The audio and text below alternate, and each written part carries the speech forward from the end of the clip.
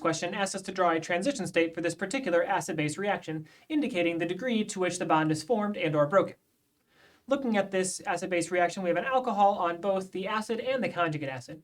They both have approximately the same pKa, so I'd expect the percent of bond breaking and bond forming to be approximately 50-50 for this particular reaction.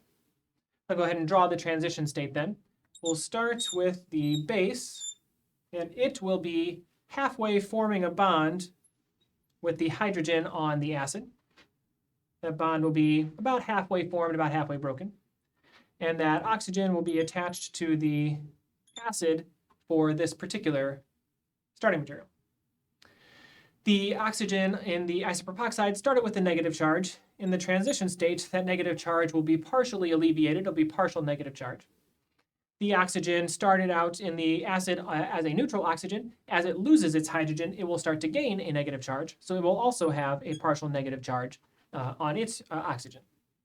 This would be the transition state for this acid-base reaction.